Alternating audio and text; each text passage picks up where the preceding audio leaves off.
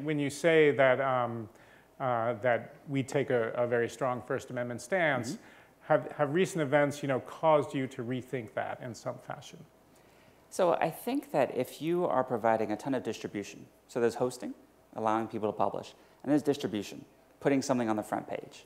And in today's world, everyone has their own personalized front page.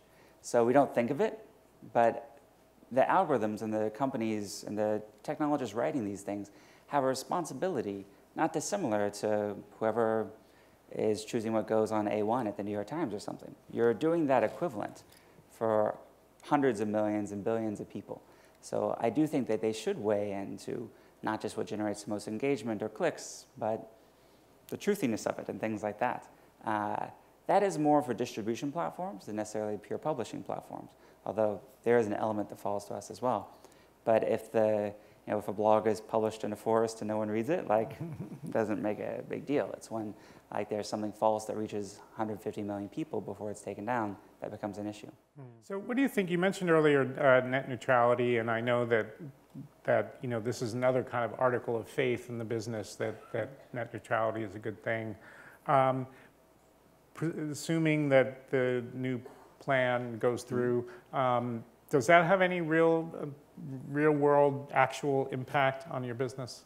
So do you fear that those kinds of things are going to happen, that sites on your network are not going to be accessible because of bad practices by ISPs?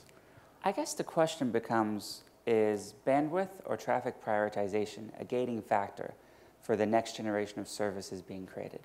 And in terms of publishing, like blogs and things, no, it's not. Text and images is not making a huge difference. For video, the next Netflix, maybe, but you really have to get really far on the edge of usage before that becomes a real issue. I think that there's probably been more damage done to innovation from, say, you start to get popular on the Facebook graph and they shut you off. Or basically the closing off of the social networks, which have huge network effects and create these national monopolies, and closing off of data, than there has been or will be from the couple of years of bad net neutrality law we will have. My hope is that the ISPs, Comcast of the world, do something really stupid, and then we react with something that kind of enshrines the openness that we want in a more legally long-term way.